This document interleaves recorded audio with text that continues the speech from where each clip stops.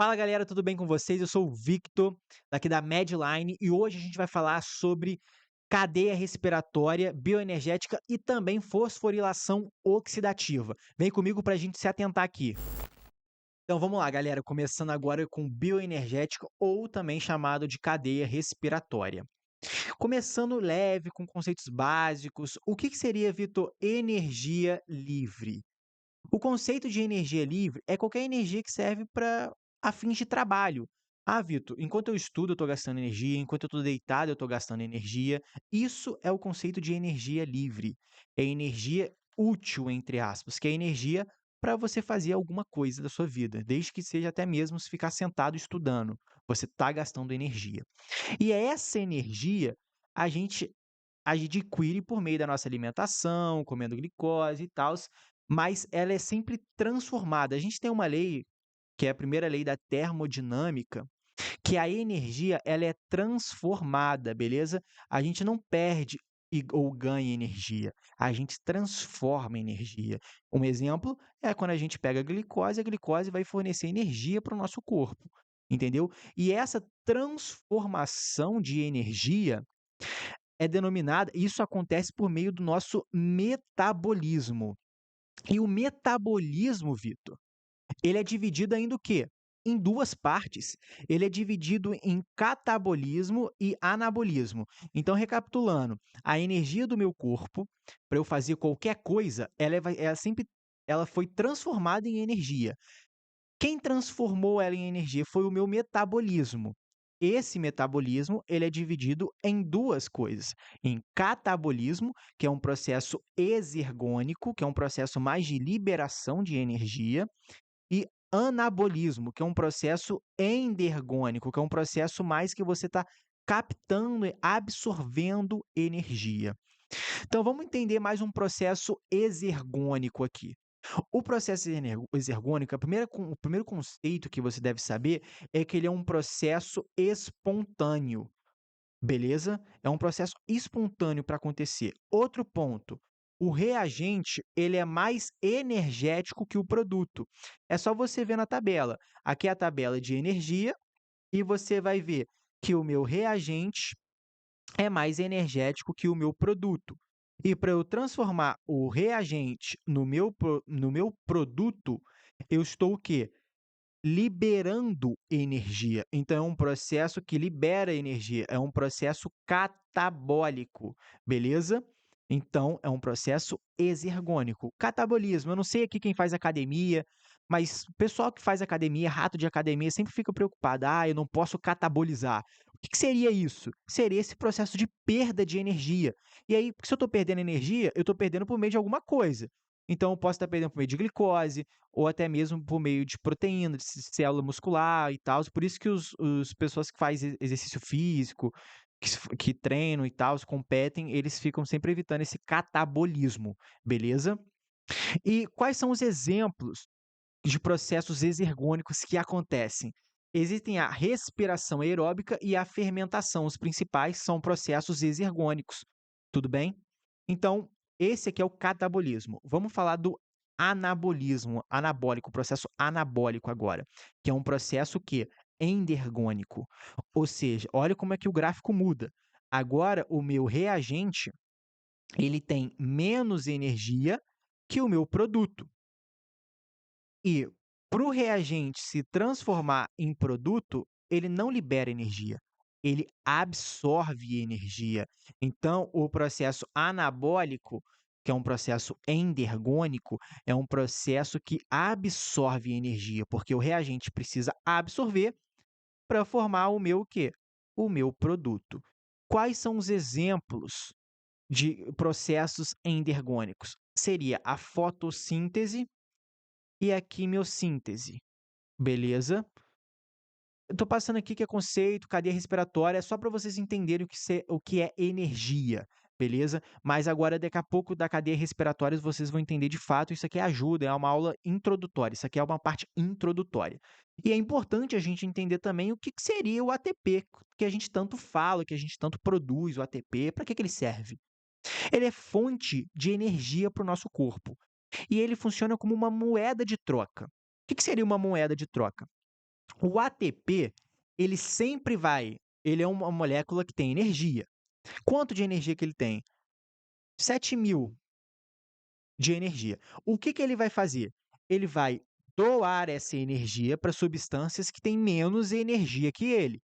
Beleza? E substâncias que têm mais energia que o ATP vão doar a energia para o ATP para ele poder ter energia, para consequentemente ele doar essa energia para quem tem menos que ele. E dar energia que os processos, para que as reações do nosso organismo aconteçam. Por isso que a gente chama ele como uma moeda energética, uma moeda de troca. O que significa isso? Significa que ele vai pegar essa energia de alguém que tem mais e vai dar para quem tem menos. É o Robin Hood aí do nosso metabolismo, beleza? Então vamos lá, galera. Vamos começar finalmente aqui falando da cadeia respiratória e da fosforilação oxidativa. Primeira coisa importante para a gente entender é aonde acontece a cadeia respiratória. E ela acontece na minha membrana interna da mitocôndria. Vamos fazer um desenho aqui das duas membranas da mitocôndria. A gente vai ter a membrana externa e a membrana interna da mitocôndria. E é aqui que acontece a minha cadeia respiratória. E esse espaço aqui a gente chama de espaço intermembrana, que é o espaço entre as membranas, beleza? Vou dar uma lida aqui para vocês entenderem. Vamos lá. Os elétrons, eles vão passando pela cadeia respiratória. Da onde que vem esses elétrons, Vitor? Eles vão ser trazidos pelo NADH e pelo FADH2, beleza? Mas eu vou explicar logo para vocês. Mas os elétrons que vêm pelo NADH e pelo FADH2, eles vão oxidando os componentes da cadeia respiratória. Como que os elétrons fazem isso? Quando os elétrons chegam no componente da cadeia respiratória, eles oxidam esse componente. Quando eu oxido um componente, ele acaba liberando um H+. E esse H+, ele vai sair para o meu espaço intermembrana. Vitor, desenha aí para mim para eu entender melhor. Cada bolinha é um componente, por exemplo. E os elétrons, eles estão passando de componente para componente. Quando ele passa para esse componente, libera um H+. Quando ele passa para um outro componente, libera mais um H+. Então, cada vez que o elétron vai passando de componente, vai liberando mais H+ para o espaço intermembrana. Show de bola. E aí, como é que os elétrons sabem, Vitor, aonde ele tem que ir? Qual é a direção que o elétron tem que ir? Quem dá a direção para os elétrons caminhar é o citocromo C oxidase. O citocromo C oxidase é como se fosse uma bússola para o elétron. Ele que dá o norte. Então, o elétron ele vai fazer este caminho aqui, seguindo o caminho do citocromo C oxidase. Quando os elétrons chegam nesses citocromos, ele vai transferir esse elétron até uma molécula de oxigênio, que depois vão sofrer reações, o elétron com a molécula de oxigênio, e no final da cadeia respiratória eu vou formar H2O, ou seja, eu formo água no final da cadeia respiratória, e é o que está escrito aqui. O citocromo C oxidase tem grande afinidade com o oxigênio. Quando os elétrons chegam dos complexos, o citocromo C oxidase vai transferir os elétrons até o oxigênio, formando água, beleza? E a cadeia respiratória, então, ela precisa, importante saber, precisa desse oxigênio para funcionar e, no final, formar água, beleza? Tá, Vitor, você já me explicou como é que os elétrons oxidam, qual é o destino final dos elétrons, mas como eles chegam aí? Os elétrons, eles vão chegar através do NADH e do FADH2, beleza? Existem dois complexos. Tem até um desenho aqui. O complexo 1 e o complexo 2, beleza? O complexo 1, ele só tem a capacidade de trazer o NADH. Então, quem anda pelo complexo 1 é o NADH. E o que ele está levando? Elétron. O complexo 1, galera, ele é um complexo, uma cadeia mais longa, o que significa que eles têm mais componentes. O que significa que quando os elétrons vão passando por esses componentes, ele vai oxidar bastante componente. Então, Por ele ser uma cadeia longa, que tem muito componente e muito componente que vai ser oxidado, ele vai gerar muito H+, diferente do complexo 2. O complexo 2, os elétrons eles vão chegar exclusivamente pelo Fa de H2. E é uma cadeia um pouco mais curta, então não tem tanto complexo, não tem tanta substância para oxidar. Então ele acaba gerando menos H+ do que o complexo 1, beleza? Então os dois complexos, tanto o complexo 1 quanto o complexo 2, vão gerar H+. E são rotas diferentes que vão se unir em em uma única coenzima, que a gente chama de coenzima Q, que é o ponto ali de união entre as duas vias, entre os dois complexos, que é igual está no desenho. Ambas vão chegar na coenzima Q e depois vão vir chegar no complexo 3 e finalmente no citocromo C, oxidase, para formar, lembrando, água no final, lembrando que eu preciso de oxigênio, extremamente importante para minha cadeia respiratória acontecer. Beleza? Tá, Vitor, eu entendi como chegou os elétrons, eu entendi que os elétrons vão oxidando, vão liberando H+, vão chegar no citocromo C oxidase, vão se juntar com oxigênio e formar água. Beleza. Mas como que isso aí, eu sempre vi que isso aí forma energia. E como isso forma energia, Victor? É o seguinte, vou ler aqui para vocês e vou fazer um desenhozinho legal para vocês entenderem e visualizar isso aqui. O H+, ele volta para o espaço intermembrana, para equilibrar a diferença de concentração, beleza? Vou mostrar isso para vocês. Ele volta por meio dessa proteína chamada proteína ATP sintase. Essa passagem do H+ na proteína gera energia suficiente para formar ATP. Isso nós chamamos de fosforilação oxidativa. Vitor, desenha aí agora para eu entender, que eu não entendi muito bem não. Vamos lá. Lembra que eu falei que os elétrons vão oxidando os componentes da cadeia respiratória e vão mandando H+ para o espaço intermembrana, não é? Então, aqui no espaço intermembrana tem muita quantidade de H+. E aqui na minha matriz, que é dentro da membrana interna da mitocôndria, tem pouco H+. Por diferença de concentração, o H+, ele vai vir do espaço intermembrana para a minha matriz. Mas qual é o caminho? Qual é a rota que o H+ vai fazer? Ele vai fazer por meio desse proteína ATP sintase. Olha aqui, o H+, ele sai do espaço intermembrana e ele passa por essa proteína e chega aqui na matriz. Só que quando ele atravessa esse ATP sintase, é como se fosse uma turbina. Vamos para ficar de fácil visualização. É como se fosse até mesmo uma usina hidrelétrica. Aqui, essa passagem do H+ do espaço intermembrana para a matriz, ele gera energia. E essa energia que eu formei nessa passagem do H+ pela ATP sintase acaba fosforilando o ADP. Ou seja, ele fornece energia para o ADP. Aqui eu tenho o ADP, beleza? O ADP está esperando energia para se transformar em ATP, beleza? Quem vai dar a energia para o ADP se transformar em ATP? É a passagem do H+ pela ATP sintase. Porque quando o H+ passa pela ATP sintase, ele gera energia o suficiente e essa energia vai fazer o quê? Vai unir o ADP com fosfato. Então, o ADP com fosfato precisa de energia para se unir. Essa energia veio de onde? Veio dessa passagem do H+. E aí, quando eu uno ADP mais fosfato, eu acabo transformando em ATP. Por isso que a gente chama de fosforilação oxidativa, porque eu estou fosforilando, eu estou adicionando um fosfato no meu ADP, beleza? É assim que eu formo energia, porque é assim que eu formo a minha molécula de ATP.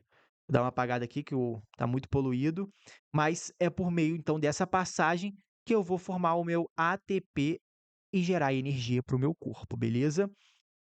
Tá, Vitor. Então, o que é a fosforilação oxidativa? É o fluxo de elétrons na cadeia respiratória, gerando H+, que vão passar pela proteína ATP sintase, completando ainda, dando energia suficiente para o ADP se juntar com mais um fosfato e formar o ATP. E aí, eu tenho uma molécula de ATP, uma molécula de energia para o meu corpo.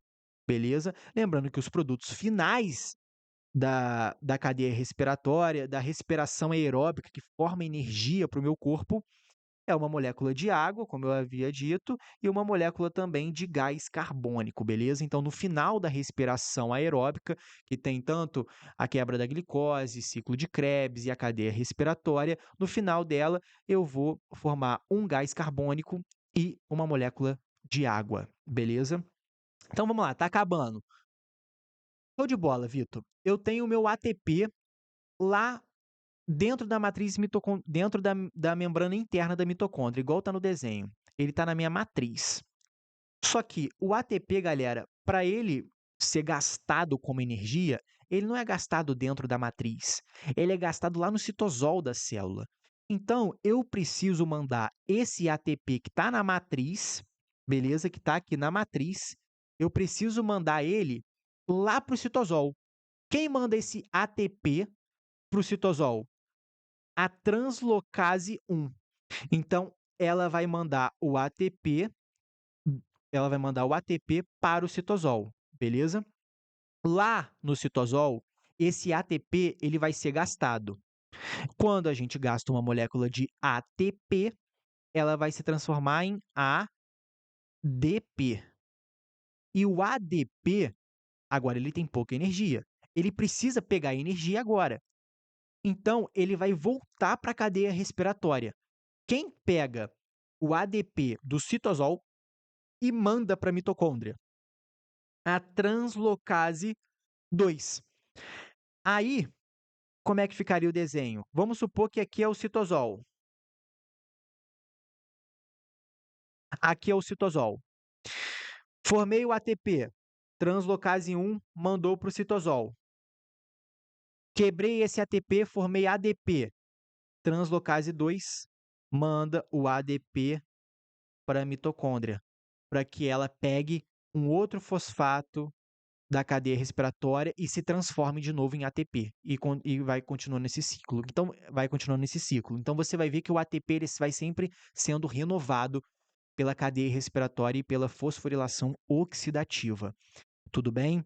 E existem alguns inibidores da cadeia respiratória, como o monóxido de carbono, beleza? Que ele vai inibir a função da citocromo C oxidase, então não vai ter a união dos elétrons com o oxigênio. Sem o oxigênio, a cadeia não funciona, a gente não produz ATP. Tem um estresse oxidativo também que vai mudar o formato da molécula do oxigênio, transformando ela em peróxido ou em superperóxido. E também tem o cianeto que acaba interferindo no citocromo C oxidase também. Então, são inibidores que acabam diminuindo a quantidade de ATP ali do meu corpo e o indivíduo pode vir até mesmo se ingerir grande quantidade de cianeto, de monóxido de carbono, pode vir até mesmo ao óbito. Tudo bem? Então, por fim, resumindo aqui, né? Existem 3 principais etapas da minha respiração celular aeróbica. Nós acabamos de falar da terceira e última etapa, que é a fosforilação oxidativa, que é o final da respiração aeróbica, celular aeróbica. Tudo bem? Então é isso, galera. Espero que vocês tenham gostado da aula. Deixa o like, se inscreve no canal, ative o sininho, mande para o seu amigo que está com dificuldade de entender sobre cadeia respiratória e bons estudos para vocês.